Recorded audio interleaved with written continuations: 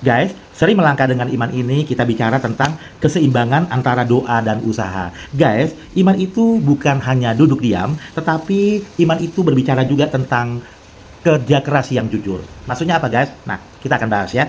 Guys, judul kita kali ini adalah bagian kita. Guys, orang yang berdoa terus-menerus saja tanpa mau kerja, ya, dan dia hanya mengharapkan keajaiban tanpa usaha, itu juga nggak benar.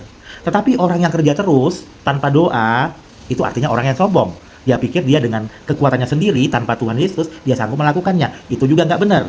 Jadi, kita harus melangkah dengan iman, guys. Kerjasama antara kita dengan Tuhan Yesus artinya, ya, kita berdoa, ya, mau, misalnya gini, kalau kita mau panen sayur di kebun kita, di halaman rumah kita berdoa siang malam, ya, tanpa menanam bibit, tanpa pernah mencabut rumput liarnya, apakah itu menjadi kenyataan? Tidak akan jadi, tidak ada yang bisa dipanen. Karena apa? Bibitnya belum ditanam, karena tidak usah, hanya berdoa terus. Jadi, doa itu guys adalah tugas kita untuk berserah. Kerja keras itu bagian kita untuk menunjukkan kalau kita serius dengan mimpi kita. Ya, jadi doa itu adalah bagian kita untuk menyerahkannya kepada Tuhan Yesus. Kalaupun kita bekerja keras, adalah bahwa kita menunjukkan bahwa keseriusan kita akan mewujudkan mimpi kita. Itu kerja keras kita, guys. Jadi, Tuhan Yesus itu akan buka jalan, ya.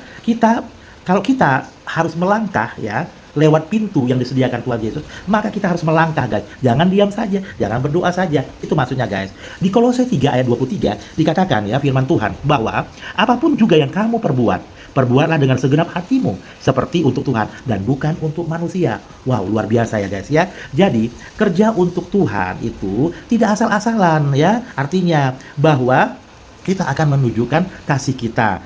Kita akan memberikan yang terbaik karena kita bekerja bukan seperti untuk manusia, tetapi untuk Tuhan Yesus. Jadi apa yang kita lakukan itu kita kerjakan dengan kasih, dengan yang terbaik, guys. Ya, jadi Tuhan Yesus itu akan melihat usaha kita. Dia tidak tinggal diam aja. Wow, katanya Tuhan tuh ya, lihat ya. Wah, katanya ini luar biasa ya. Dia berdoa, dia bekerja keras untuk mewujudkan mimpinya. Maka aku akan memberkati itu, kata Tuhan Yesus.